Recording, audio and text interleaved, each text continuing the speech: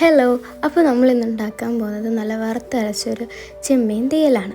അപ്പോൾ ആദ്യം തന്നെ നമ്മൾ ചട്ടിയിലേക്ക് കുറച്ച് എണ്ണ ഒഴിക്കുന്നു, ശേഷം കടുക് പൊട്ടിക്കുന്നു. കടുക് നന്നായിട്ട് പൊട്ടണം. നന്നായിട്ട് പൊട്ടിക്കഴിയുമ്പോഴത്തേക്ക് അതിലേക്ക് കുറച്ച് ഉലുവ, ഒരു പൊടി ഉലുവ ഇട്ടാൽ മതി. പിന്നെ ഈ ഉലുവയും കൂടി ഇങ്ങനെ പൊട്ടിക്കഴിയുമ്പോഴത്തേക്ക് അതിലേക്ക് കുറച്ച് ഒരു 1-2 അല്ലി നമ്മുടെ കറിവേപ്പില ഇടുക. കറിവേപ്പിലയും കൂടി ഇട്ട് കഴിയുമ്പോഴത്തേക്ക് നമ്മൾ തീയൽ ശരിക്കും പറഞ്ഞാൽ കുഞ്ഞുള്ളി ആയിരിക്കും കുറച്ചും കൂടെ നല്ലത്. പക്ഷേ എൻ്റെ അടുത്ത് കുഞ്ഞുള്ളി ഇല്ലാത്തതുകൊണ്ട് നമ്മൾ സവാളയായിരുന്നു ഇട്ടിരുന്നത്. സവാള നല്ല ക്യൂബ് സൈസിൽ ചെറിയ ക്യൂബ്സായിട്ട് നമ്മൾ അരിഞ്ഞിട്ട് അത് നന്നായിട്ട് മിക്സ് ചെയ്യുക. നമ്മളിപ്പോൾ മിക്സ് ചെയ്യുന്ന സമയത്ത് ഈ സവാളയൊക്കെ പെട്ടെന്ന് വാടാൻ വേണ്ടിയിട്ട് കുറച്ച് ഉപ്പിട്ടാൽ മതി.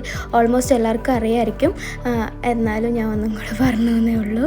ഓക്കെ, അപ്പോൾ കുറച്ച് ഉപ്പും കൂടി ഇട്ടിട്ട് നന്നായിട്ട് മിക്സ് ചെയ്തുകൊണ്ടിരിക്കുക. ശേഷം നമ്മൾ കുറച്ച് വെജിറ്റബിൾസൊക്കെ എടുക്കണം. വെജിറ്റബിൾസ് എന്ന് പറയുന്നത് കുറച്ച് മുരിങ്ങയ്ക്ക, കിഴങ്ങ്, തക്കാളി, പച്ചമുളക്, ഇത്രയേ ഉള്ളൂ. ഇത് നന്നായിട്ട് അരിഞ്ഞിട്ട് അതും കൂടെ ഈ ഉള്ളിയുടെ കൂട്ടത്തിൽ ഇട്ട് കൊടുക്കും. ഉള്ളി നന്നായിട്ടങ്ങ് വെന്ത് ഭയങ്കര കുഴഞ്ഞു പോകാമെന്നില്ല, ജസ്റ്റ് ഒന്ന് മൂത്താൽ മതി. ശേഷം നമുക്ക് തേങ്ങ വറുത്തരച്ച് വെക്കണം.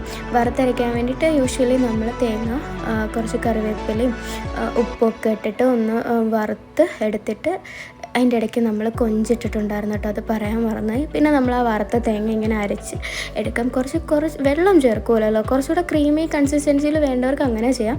ഞാൻ ഇത് കുറച്ച് തിക്കായിട്ട് എടുത്തിട്ടുള്ള. എന്നിട്ട് അത് നമ്മളുടെ ഈ വെജിറ്റബിൾസിൻ്റെ കൂടെ ഇട്ടിട്ട് നന്നായിട്ട് മിക്സ് ചെയ്യണം. നല്ലപോലെ മിക്സ് ചെയ്ത് അതിലൊക്കെ യോജിപ്പിക്കുക. നിങ്ങൾ ഇപ്പോൾ കൊഞ്ചില്ല, ചെമ്മീനില്ല എന്നുണ്ടെങ്കിലും കുഴപ്പമൊന്നുമില്ല, ഇത്രയും വെജിറ്റബിൾസ് മാത്രമായിട്ട് മതി. ഇനി നമ്മൾ കുറച്ച് ഒരു കപ്പ് വെള്ളം മാത്രം ഒഴിച്ചാൽ മതി. ശേഷം അത് നന്നായിട്ട് തിളച്ച് വരുമ്പോഴത്തേക്ക് അതിൻ്റെ അകത്ത് കുറച്ച് പിഴുപുളി ഒഴിക്കുക. നമ്മൾ രസത്തിനൊക്കെ ഇടുന്ന പോലെ നെല്ലിക്ക വലുപ്പത്തിലൊന്നും വേണ്ട, ഒരു ചെറിയ പീസ് മതി. അതുകൂടെ ഒഴിച്ചിട്ട് നന്നായിട്ട് തിളച്ചാൽ നമ്മുടെ തീയൽ റെഡി.